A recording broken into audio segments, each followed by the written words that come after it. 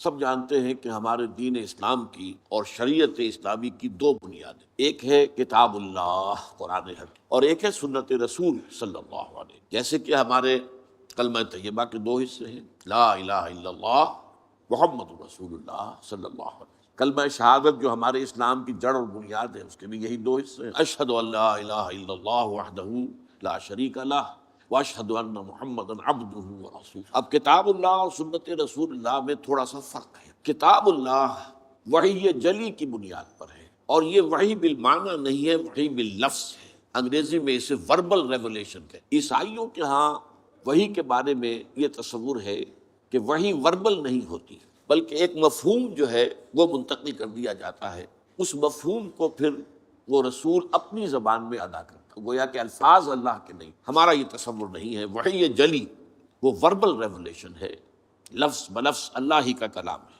اور نمبر دو یہ کہ وہ بالکل محفوظ ہے، اس کے کسی ایک حرف میں بھی کسی ایک شوشے میں بھی کوئی تحریف نہیں ہوئی۔ اس کے مقابلے میں سنت کا معاملہ یہ ہے کہ وہ وحی خفی پر مبنی ہے، وہ بھی وحی، اس کا بھی اشارہ اللہ کی طرف سے ہے، لیکن وہ وحی باللفظ نہیں ہے، وحی بالمعنی ہے۔ یہ مفہوم ایک ہے جو اللہ کی طرف سے آیا، لیکن الفاظ اللہ کے رسول صلی اللہ علیہ وسلم۔ اور نمبر یہ کہ اس کی حفاظت قرآن کی طرح کی حفاظت نہیں۔ اس معنی میں تو حفاظت ہے کہ تاریخ انسانی میں صرف ایک مثال ہے کہ کسی کے اقوال اور اعمال کی صداقت اور صحت کو پرکھنے کے لیے لاکھوں انسانوں کی سیرت و کردار کا جائزہ لیا گیا۔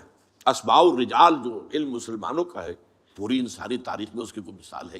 اس اعتبار سے حفاظت کی گئی ہے، حفاظت ہوئی ہے، انڈائریکٹ ہے، اس معنی میں البتہ نہیں ہے کہ لفظ بلفظ ہر شے جو ہے وہ محفوظ ہو، بلکہ یہ بھی ہے کہ حضور صلی اللہ علیہ وسلم سے ایک مجمع میں کچھ لوگوں نے باتیں سنی، پھر انہوں نے جو روایت کی تو ان میں تھوڑا تھوڑا فرق ہو گیا۔